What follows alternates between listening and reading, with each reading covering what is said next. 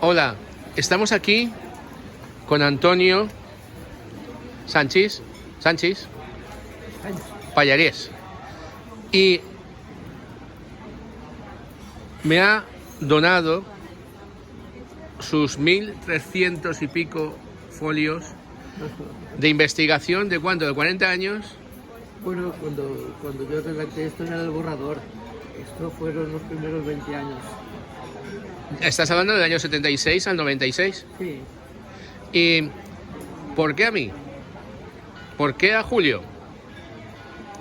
pues porque me gustó el interés que tú tenías y como sabía yo que esto, la gente guarda las cosas creyendo que alguna vez pueden servir y luego resulta que se muere y los echan a la papelera. Y yo digo, antes de echarlos a la papelera voy a dárselo a alguien que lo sepa apreciar.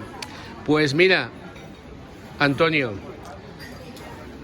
yo me llamo Julio Tecles y acepto el reto. Voy a ver en el tiempo de vida que me quede lo que le puedo sacar a esto, porque seguro que le saco un montón de referencias y un montón de cosas. El día que vea que ya no puedo más, antes de que mis herederos tengan malos pensamientos, lo donaré a una biblioteca o a un centro de estudios. O el archivo del Cabanyal, que van a hacer en la calle de San Pedro. O al archivo del Cabanyal, con el cual nos gustaría en un futuro hacer cosas, con la barca valenciana, con la vela latina, con lo que hiciera falta. Es una memoria del mar, memoria de sus gentes, memoria de una manera de vivir. Gracias por este regalo, Antonio.